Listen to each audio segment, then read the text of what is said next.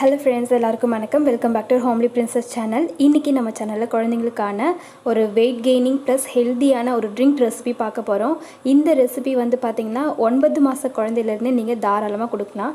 என்னோடய குழந்தைக்கு இன்றைக்கி மட்டும் இல்லை, இதுக்கு முன்னாடியே நான் கொடுத்துருக்கேன். ஸோ அந்த ரெசிபி தான் உங்களோட ஷேர் பண்ணிக்க போகிறேன்.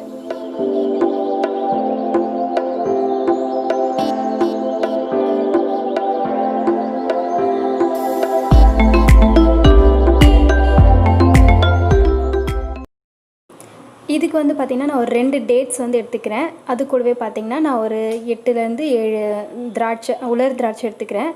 அதாவது ரைசின்னு சொல்லுவாங்க இல்லையா, அது கூட பார்த்திங்கன்னா ஒரு 2 முந்திரி ஆட் பண்ணிக்கிறேன். ப்ளஸ் ஒரு 3 பாதாம் வந்து ஆட் பண்ணிக்கிறேன். இப்போது 2 வயசுக்கு மேலே இருக்கிற குழந்தைக்கான குவான்டிட்டி இது. நீங்கள் அதுக்குள்ளே இருக்கிற குழந்தை வச்சுருக்கீங்க அப்படின்னா இதை விட கொஞ்சம் கம்மி பண்ணிக்கோங்க. அதான் வயசுக்கு ஏற்ற மாதிரி நீங்கள் ஆட் பண்ணிக்கோங்க. இது வந்து பார்த்திங்கன்னா ஒரே ஒரு வால்நட் ஆட் பண்ணிக்கிறேன். நான் பிஸ்தா எதுவும் ஆட் பண்ணல, இதுவே போதும். இருந்தால் நீங்கள் ஆட் பண்ணிக்கலாம், ஒன்றும் பிரச்சனை இல்லை. இப்போது நான் இதை வந்து ஓவர் நைட் வந்து நான் ஊற வைக்க போகிறேன். அதுக்கு முன்னாடி நான் இதை வாஷ் பண்ணிவிட்டு ஒரு 2 தடவை வாஷ் பண்ணிவிட்டு மறுபடியும் தண்ணி ஊற்றி நான் ஊற வச்சுருக்கிறேன். ஸோ அதை நான் காலையில் உங்களுக்கு காமிக்கிறேன் எப்படி இருக்குன்னு சொல்லிவிட்டு. ஸோ இப்போ மறுநாள் காலையில் ஆகிடுச்சு. நான் வந்து என்ன பண்ண போகிறேன்னு பார்த்தீங்கன்னா, இது எல்லாத்தையுமே ஒரே மிக்ஸி ஜாரில் போட்டு நல்லா பிளெண்ட் பண்ணி எடுத்துக்க போகிறேன். இந்த தண்ணியை வேஸ்ட் பண்ண வேண்டாம், இந்த தண்ணியை ஊற்றியே நீங்கள் அரைக்கலாம். அதுக்கு முன்னாடி இந்த பாதாம் மேலே இருக்கிற தோலெல்லாம் நம்ம உரித்து எடுத்துக்கலாம். இப்போ இது எல்லாத்தையும் ஒன்றா நம்ம மிக்ஸி ஜாரில் கொட்டி தேவைப்பட்டால் இன்னும் கொஞ்சம் தண்ணி ஆட் பண்ணிக்கோங்க. நான் கொஞ்சமாக ஆட் பண்ணிக்கிறேன்.